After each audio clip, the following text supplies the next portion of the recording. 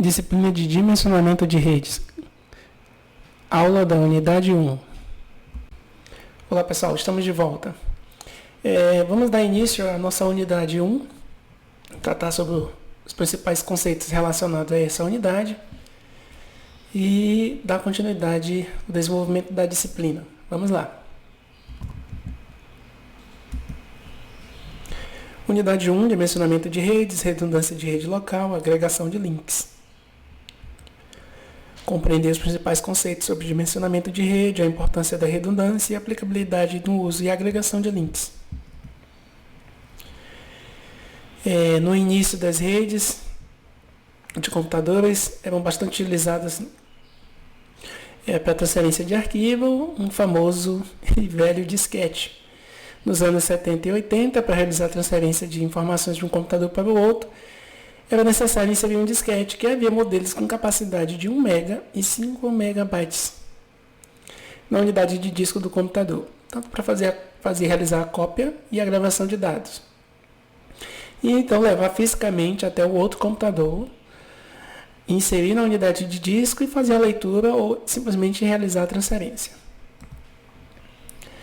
Já na década de 90, surgiu o processamento distribuído e a descentralização e a integração entre os computadores em mainframe, já utilizando o conceito de rede de computadores. Nessa época, em 1991, utilizou de forma comercial a internet. Já em 92, já existiam 7.500 redes interconectadas, formando a internet da época. Como a gente viu na aula de abertura, a gente tem aqui a apresentação dos conceitos das topologias de rede e sua classificação. Classificação é intranet, extranet e internet. A intranet para uma rede privada, pode ser departamento, uma área fechada. A extranet é uma rede entre parceiros, filiais e clientes, só que de forma externa. E a internet de cunho público é para os consumidores, para todo o público em geral. Aí essa é a classificação da rede. Quanto à topologia, ela pode ser física ou lógica. As redes locais são um tipo de rede alocada principalmente para uma infraestrutura local, seja particular, é uma rede privada, seja na sua residência, seja na empresa, na universidade. São redes de abrangência pequena, tá? Capacidade de alocação de host reduzida e limitada. Mas ela dispõe de toda a infraestrutura de interconexão. A rede local pode ter roteadores, switches, servidor, acesso à internet, transmissão de dados de alto desempenho, cabo com categorias 6, interface com transmissão de dados na casa dos gigabits, mas só que com uma limitação de equipamento e abrangência. As principais características da rede local, diferente das outras, é o tamanho, a topologia utilizada, a transmissão de dados que varia de 10 a 100, o tipo de cabo adotado, pode ser o UTP ou o FUTP, que é o cabo blindado, pode ser cabo coaxial, pode ser fibra ótica, e a transmissão de dados vai ter uma variação, e atualmente, nos dias atuais, ela chega na faixa até do gigabit. Para consolidar a tabela de classificação de categoria dos cabos, as normas relacionadas, a largura de banda, a nomenclatura do cabo e a utilização, qual tecnologia que ela é utilizada. A questão da redundância, a questão da disponibilidade, da alta disponibilidade, dependendo do modelo de negócio, pode ser também de link de dados, quanto equipamento. Também pode ser implementado em equipamentos. É de extrema importância manter a operação do negócio, dependendo da sua organização ou instituição. E aí você cria uma estrutura que trabalha com essa implementação de redundância, seja de equipamento, por meio de roteadores, seja redundância de link, por meio de agregação. Você pode implementar esses recursos para garantir o pleno funcionamento, ou da prestação de serviço que você oferece. Os protocolos criados juntamente para a resolução desses problemas foram o Span Tree Protocol, camada 2, o Fast Hope Redundancy Protocol, na camada 3, são os protocolos de redundância. O FHRP, que é o acrônimo de Fast Hope Redundancy Protocol, ou seja, protocolo para prover redundância do primeiro salto de rede, conhecido como Default Gateway. É que em qualquer rede precisamos de um roteador para fazer a conexão entre as redes remotas. Ele precisa de um roteador para estabelecer a ponte. O Hot Standby Routing Protocol, que é o HSRP, fornece a tolerância a falhas e o aprimoramento do desempenho do roteamento para redes IP. Ele permite que os roteadores, monitorando o estado operacional entre si, e assumam rapidamente a responsabilidade do encaminhamento do pacote. Ou seja, o que isso quer dizer? Ele faz a verificação constante do funcionamento dos equipamentos. A partir do momento que ele identifica que um equipamento não está funcionando, aí ele já toma uma decisão e já aciona uma rota alternativa, excluindo aquele equipamento que está inoperante e mantendo o funcionamento. No caso do dispositivo do grupo HSRP, o responsável pelo encaminhamento falhar ou ser desativado para manutenção. Ou seja, se eu paro aquele equipamento para fazer a manutenção, ele também reconhece, já faz a atualização da tabela e encaminha o protocolo com um novo caminho, com a nova rota para atingir o destino. Isso tanto para manutenção de equipamento quanto para a falha do equipamento. O mecanismo de stand-by permanece transparente para os hosts conectados e podem ser implementados em qualquer tipo de LAN. Ou seja, quem está na ponta, quem está lá no computador, no notebook, ele não consegue observar essa mudança. Então, essa mudança ela acontece de forma natural e ele nem percebe, a não ser que seja informado. Caso contrário, não percebe porque o serviço ele continua operando normalmente, sem afetar nada. Usando vários grupos de host standby, os roteadores podem fornecer ao mesmo tempo um backup redundante e compartilhamento de carga através de diferentes subredes.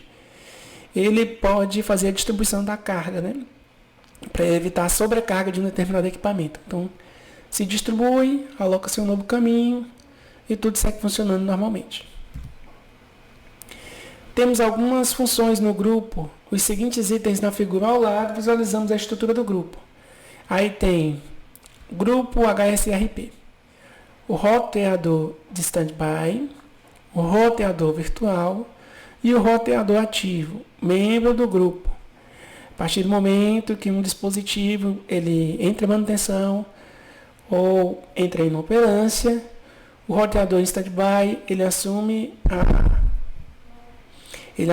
umas novas rotas, faz a atualização e informa um novo caminho para que aquele pacote siga até para chegar ao destino. Ou seja, uma rota alternativa ela é criada. E assim pode realizar a manutenção e garantir um bom funcionamento dos serviços, da oferta de serviço.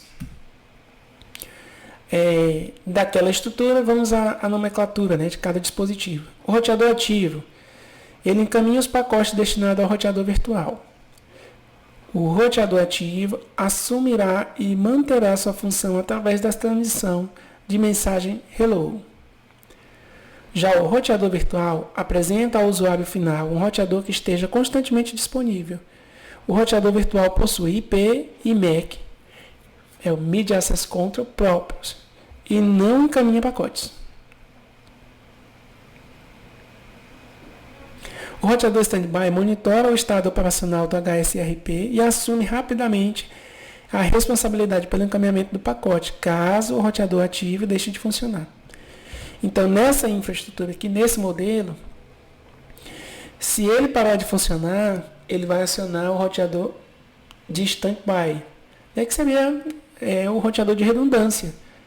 Ele vai assumir todo o processo de roteamento que era destinado a esse, ele passa para cá. Então, ele assume a responsabilidade de fazer o roteamento. O protocolo VRRP seria a versão do IETF, a Internet Engineering Task Force, da RFC 5798. do HSRP. A vantagem do VRRP sobre o HSRP é que ele pode ser configurado em roteadores de qualquer fabricante.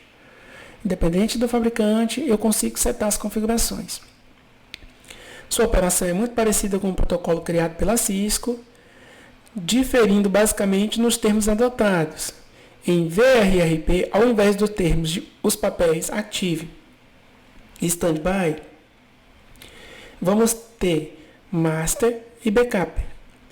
Além do Times, que é ligeiramente mais curto, né? Ou seja, o tempo para a ação ele é reduzido. Ou seja, o caso de falha, o Master e o Backup assumem um modo relativamente mais rápido que se comparado com o protocolo anterior, do que o HSPR. Aqui está a representação do grupo, né? Como é que ele é estruturado, o roteador Master, o roteador Backup, outro roteador Backup. Temos como as principais características do grupo, né? As principais características do grupo VRRP. O número do grupo VRRP varia de 0 a 255.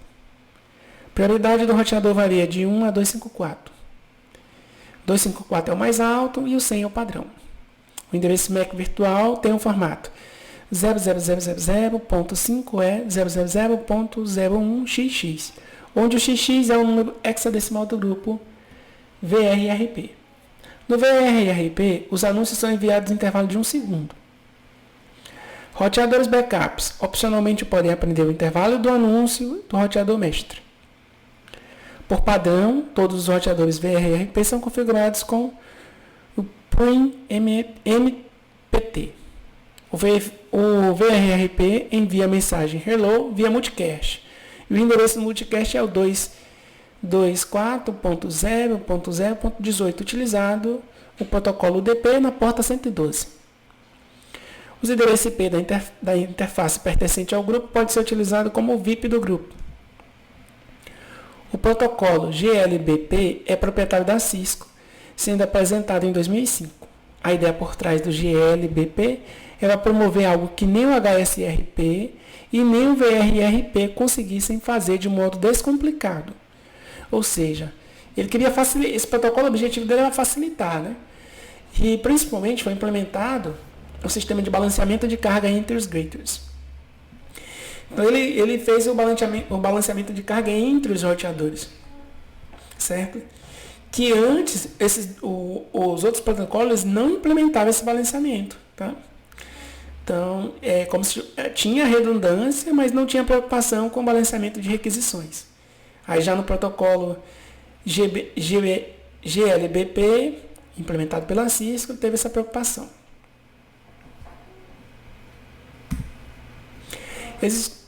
Existem dois papéis executados pelo protocolo de roteador de grupo GBLP. O AVG, Active Virtual Router, ordena todo o processo de distribuição de VMAX aos roteadores secundários, assim como o balanceamento de controle dos ARPs, replay para host. É o controle da tabela de roteamento. E o AVF, Active Virtual Forwarders, responsável por encaminhar o tráfego recebido dos hosts da rede, onde cada AVF tem o seu VMAC determinado pelo AVG. Aqui tem um cenário, link 1, link 2, route A, route B, o AVG1, o AVF 1.1, AVF 1.2, o Virtual MAC, que é o endereço, link Local Address IPv6, Virtual MAC, cliente 1, Default Gateway MAC, cliente 2. Os membros do GBLP se comunicam entre si por meio de mensagem Hello enviada a cada 3 segundos para o endereço multicast. O multicast no endereço 224.0.0.102, escutando na porta 3222 do UDP. Aqui, pessoal, tem uma tabela com a representação dos protocolos, HSRP, o VRRP e o GBLP. E as regras de roteamento, né? A estrutura. Então, como é que é a estrutura dele? Um Active, um Standby, ou mais de um estado de listing, de escuta, né? um master, ou um ou mais backup. Aqui no GBL, um AVG, até 4 AVF, roteadores do nó do grupo, encaminham tráfego até 1024 roteadores virtuais. GBL, de grupo, por interface física. Aí tem a comparação, endereço IP virtual. Aí tem, pode usar o endereço IP real. Usa-se endereço IP virtual. O primeiro, o escopo dele é um proprietário da Cisco. O outro é aberto, é do IEEE Standard. O proprietário do último, GBLP, proprietário é a Cisco. Router Active, Router Master, Active Virtual Gateway. Então tem toda a estrutura e o comparativo dos protocolos. Somente um é aberto e os outros dois são proprietários. Aqui é a continuação. Isso aqui parece que está meio borrado, mas os slides de vocês estáticos, eu tenho ele com a apresentação melhor, tá? Isso aqui deve ter ido para a nuvem, deve ter corrompido. Estava no Google Drive. Então segue aí a comparação, né, do tipo, os tempos das mensagens. No primeiro, ele manda um hello, qual um intervalo de 3 segundos, o outro de 1 segundo e o outro de 3 segundos. Então você consegue identificar qual que tem o melhor desempenho. Situação, hoje a maioria dos nós tem conexões de fibra, que ele trata da agregação, tá? De altíssima velocidade, 300 MB, 600 MB. E retrata como pode fazer a união dos links. Na Microtik, que é uma empresa que oferece tem uma diversidade de equipamentos para rede sem fio, é chamado balanceamento de carga, essa nomenclatura, tá? O que é o balanceamento de carga faz? Que é o load balance. É a agregação de link. A grosso modo seria a agregação de link. Eu pego um link de uma operadora e faço a agregação dele. Faço a união dele se tornando um único link lógico. Quando tem a disponibilidade de ele continua funcionando. É claro que não com todo o potencial que ele tinha quando está funcionando com os dois. Ele é reduzido, mas continua funcionando normalmente.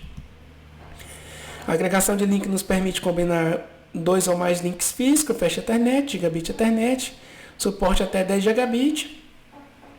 Transforma o link lógico. Ele vai transformar num link lógico, expande a largura de banda da conexão. Como eu falei, se tenho 2 links de 1 gigabit, eu uni os dois, eu tenho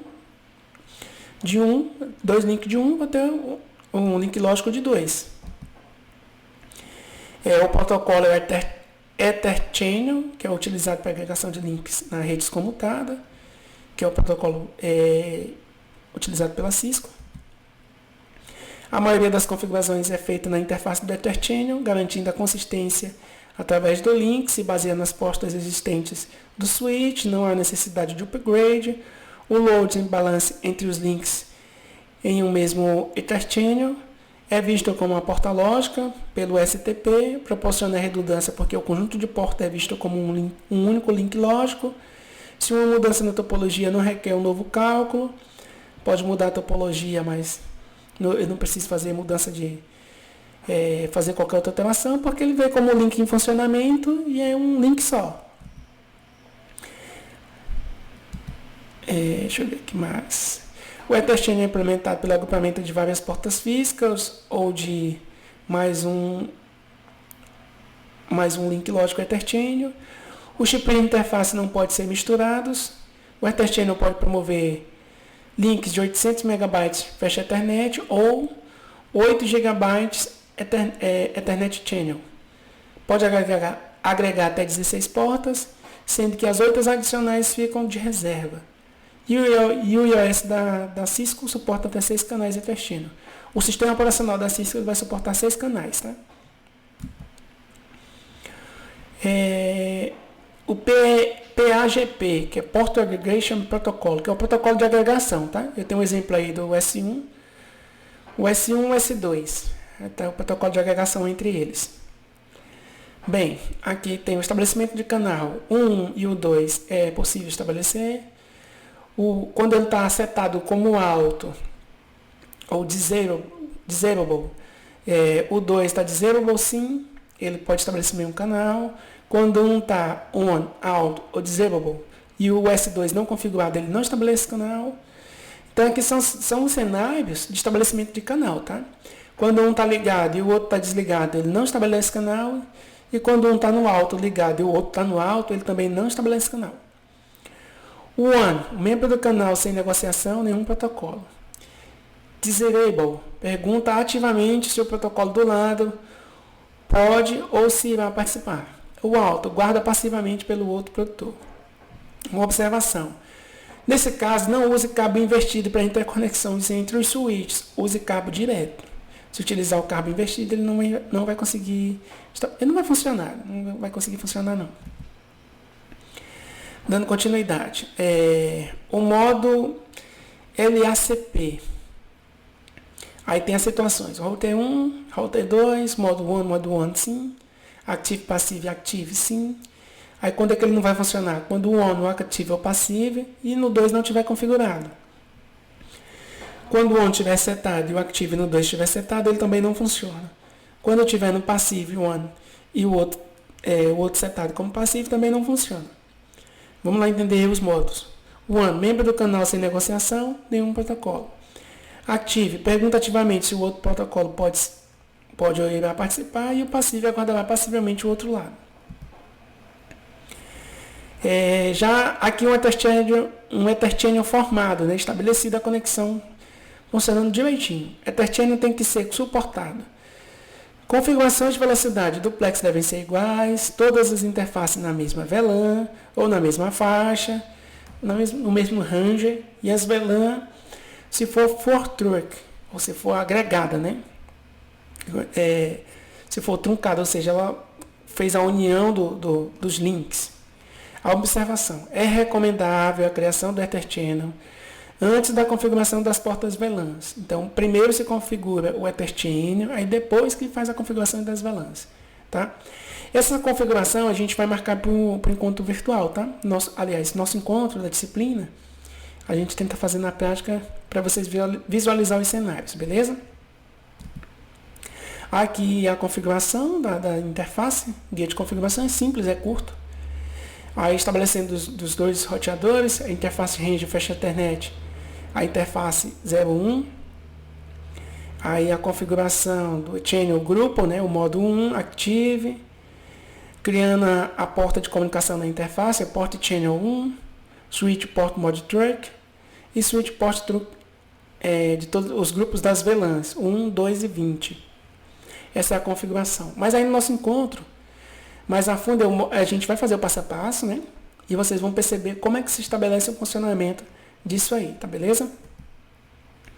Bem, pessoal, a gente encerra nossa aula da unidade 1 por aqui, tá? É conceito básico.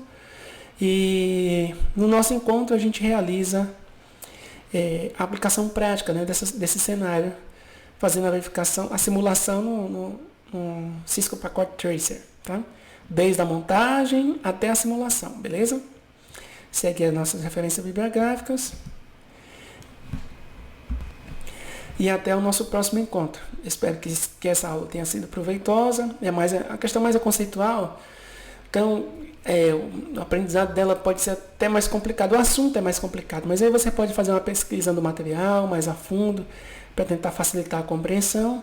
Mas na hora que for implementado, vocês vão abrir mais a mente de vocês. Quando estiver no encontro, né? Quando a gente estiver participando do encontro, eu mostro o roteiro, o que foi feito, as configurações que foram setadas e como que ela se comporta, tá?